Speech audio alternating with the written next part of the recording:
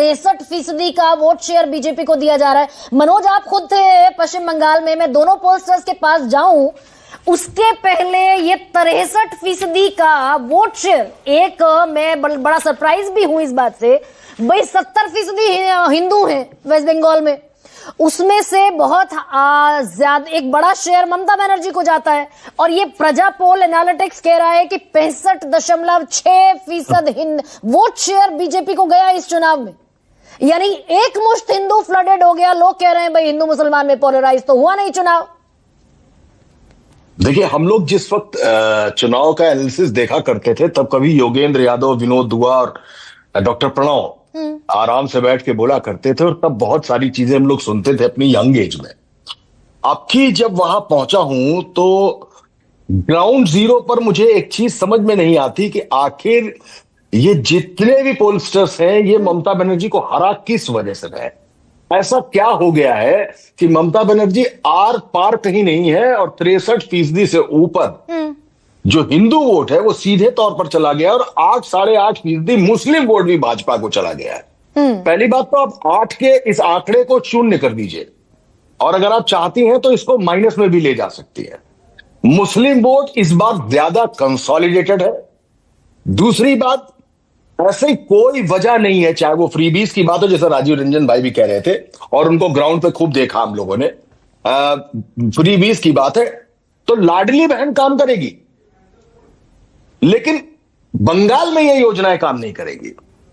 84 लाख बेरोजगारों को जो काम हुआ है वो काम नहीं करेगा और ममता बनर्जी सीधे से हार जाएंगी और 8.5% के आसपास मुस्लिम वोट बीजेपी को जाकर वोट देना शुरू कर देगा और 70% हिंदू में 63% जाकर भाजपा को दे देगा। ये मुझे I am picking a point Manoj, आपकी बात से I am picking a point कि मुस्लिम वोट कंसोलिडेटेड है, यही राजीव कह रहे हैं। एसआईआर के चलते मुस्लिम वोट 200% अगर 1% पर वो दरअसल वोट शेयर है 27.02%। अगर 27.02% मुस्लिम वोट कंसोलिडेटेड है लेकिन तृणमूल कांग्रेस को ये दे रहा है 34% वोट शेयर, यानी मुस्लिम वोटों में बिखराव नहीं है, मुस्लिम वोटों में बंटवारा नहीं है, हिंदू वोट कंसोलिडेट होकर एक मुश्त चला गया बीजेपी के पास। नहीं, पहली बात तो मुस्लिम वोट कंसोलिडेटेड है, सीधे तौर पे ममता बनर्जी को जाएगा। दूसरी बात रही हिंदू वोट की, तो हिंदू वोटों में जो महिलाएं हैं वो महिलाओं में से एक सबसे बड़ा तबका जो है वो तबका ममता बनर्जी के साथ है। इसके अलावा जो हिंदू और बचते हैं, मैं पुरुषों की बात करता हूं, उनमें से भी ममता बनर्जी के साथ एक ठीक ठाक तबका है। भारतीय जनता पार्टी अपनी स्थिति सुधार सकती है। भारतीय जनता पार्टी वहां बंगाल में सरकार बनाने नहीं जा रही। हम लोग कल एक बार फिर शो कर लेंगे। अच्छा ठीक है, आप कहां किन किन इलाकों में थे मनोज? आप अर्बन में थे, रूरल में थे? क्योंकि रूरल मैं बेसिकली अर्बन में था, 24 परगना गया, कलकत्ता गया, इन सब सारी जगहों पे गया हूं। और सीधी बात तो यह है कि मैं अपने किताब के रिसर्च के चक्कर में गया था, लेकिन चूंकि मौका अच्छा था तो मुझे लगा कि ये मौका एक बार फिर बंगाल, जो कि 2014 से ज्यादा बड़ा चुनाव नजर आता है भारतीय जनता पार्टी को, कि अगर हमने बंगाल जीत लिया तो 2014 से ज्यादा बड़ी जीत होगी है वहां पे। ये मूड है। और अगर आप गौर करें तो सुनील बंसल जो वहां के प्रभारी, उन्होंने सबसे पहले वोटिंग खत्म होते ही कहा कि कीचड़ बहुत हो गया है, लगता है कमल खिलने वाला है। लेकिन इसको तो स्वीप ऑफ करना कहेंगे ना, और क्या स्वीप ऑफ कर रही है? क्या भाजपा वहां स्वीप ऑफ करने जा रही है? क्या ममता बनर्जी एकदम साफ होने जा रही है? बिल्कुल दिखता ही नहीं है ग्राउंड जीरो पे कि वो साफ होने जा रही है। नहीं, डर भी तो है। ये भी तो एक बाकायदा एक तथ्य और सत्य बताया जाता है कि भाई तृणमूल कांग्रेस का एक डर का तंत्र काम करता है। वहां लोग बोलने को राजी नहीं होते, जो बीजेपी कह रही है, जिसके चलते सबसे बड़े पोलस्टर्स में से एक प्रदीप गुप्ता ने अपना पोलस्टर नहीं है, अपना पोल ही नहीं दिया, एग्जिट पोल वेस्ट बंगाल को लेकर। हाँ, नहीं दिया क्योंकि धीमे धीमे ये जो सेफोलॉजी है ये धीमे धीमे धंधा बन गई। धंधा बनने के बाद ये कभी ऊपर थे कभी नीचे थे। और अब अपने स्ट्राइक रेट पर बात करते हैं कि हमारा स्ट्राइक रेट कहां पे जा रहा है। इसको देखते हुए एक न्यूज चैनल है जिसका बंगला चैनल वहां ममता की सरकार बना रही है और नेशनल चैनल वहां भाजपा की सरकार बना रही है। हाँ, नाम भी कोट कर सकते हैं, आप नाम कोट कर सकते हैं। उसी बाकायदा एक मीडिया ऑर्गेनाइजेशन की बंगाली विंग बना रही है ममता बनर्जी की सरकार।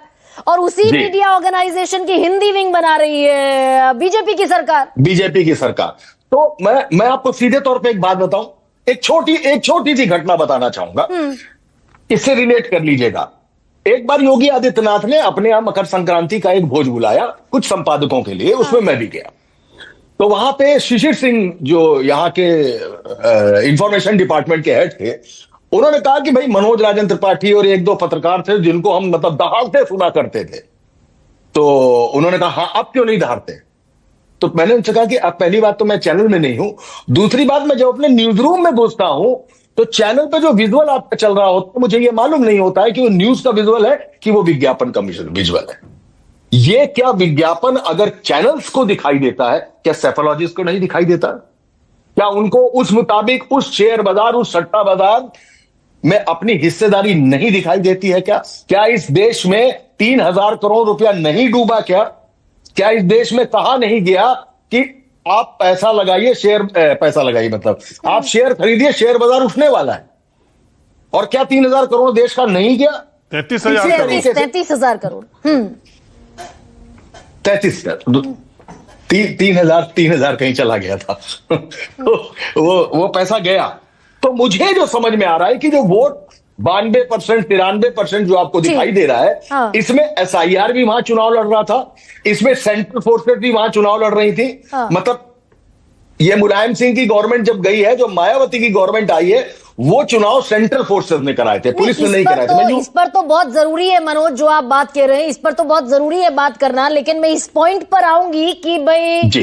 फिर अगर एसआईआर ने चुनाव लड़ लिया, मान लीजिए ये लगभग 92 लाख में कितने 7.5 करोड़ 66 लाख थे, हाँ 90 से 91 लाख वोट कट गए वहां बाकायदा।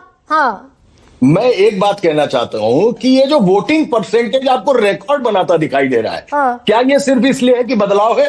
क्या ये सिर्फ इसलिए नहीं कि वो किसी को बचाना चाहते हो? नहीं, अगर फिर तो वो सारी चर्चा जो हम बैठकर कर रहे हैं एग्जिट पोल पर और फैक्टर्स पर, व्हाट फैक्टर्स आर इन, फिर तो सारी चर्चा राजीव बेमानी हो जाती है। भाई अगर एसआईआर ने चुनाव लड़ दिया, सेंट्रल फोर्सेस ने लड़ दिया, वो पुलिस ऑब्जर्वर जो वहां पहुंचे हुए हैं, जो जिनकी एक अलग किस्म की छवि भी है, फिर तो ये चर्चा ही बेमानी हो जाती। बहुत छोटा सा फिर मैं जरा एक बार के ये फिर तो नहीं बनता ना, जब एक्स्ट्रा ऑर्डिनरी सिचुएशन में चुनाव हुआ, वो सारे फैक्टर्स, और ये भी कहा जा रहा है कि भाई ये तो केंद्र बनाम राज्य हो गया, ये राज्य बनाम राज्य रहा ही नहीं चुनाव। देखिए मुश्किल बात यह है ना, मुझे इस बात पर एतराज और मुझे बड़ा खराब भी लगता है कि सेंट्रल पैरामिलिट्री फोर्सेस को ऐसा समझा जाता है जैसे गृह मंत्री अमित शाह और प्रधानमंत्री नरेंद्र मोदी की फोर्स है। अरे सेंट्रल पैरामिलिट्री फोर्सेस के काम करने का अपना तरीका, वो देश की फोर्स है। और वेस्ट बंगाल की पुलिस को कहा जाए कि वो ममता बनर्जी की पुलिस है, तो ठीक है, सरकार के इंस्ट्रक्शन पे चलते। मैं जहां तक सैकड़ों पोलिंग बूथ पे मैं गया और सेंट्रल पैरामिलिट्री फोर्सेस के जो जवान पोलिंग बूथ के बाहर, जिनको केवल आईडी देखना था, उन्होंने किया क्या? आप वोट देने के लिए आए, उन्होंने कहा वोटर आईडी कार्ड, आपका आईडी, ठीक है मैम। जैसे सीआईएसएफ का गार्ड एयरपोर्ट के सामने होता है, उनकी भूमिका उतनी ही थी। उन्होंने वोटर आईडी कार्ड देखा और ये देखा। मैंने तो कितने सेंट्रल पैरामिलिट्री फोर्सेस के जवानों को देखा, और मैं तो कैमरे में कैप्चर करना चाह रहा था, लेकिन तब तक कैमरा स्टार्ट होता। उन्होंने बूढ़ी महिलाओं को गोद में उठाकर अंदर तक पहुंचाया। उन्होंने बुजुर्गों को रिक्शे से आए थे उसमें उठाए थे, तो उन्होंने राइफल किनारे रख करके उन्होंने लोगों की मदद की। उन्हें ऐसा क्यों माना गया कि उनको रखने से, उनके रहने से, वो तो अपना एक ड्यूटी कर रहे थे, उनकी जहां लगा दी गई। ठीक है, मैं इस पॉइंट पर आऊंगी अब, लेकिन के राम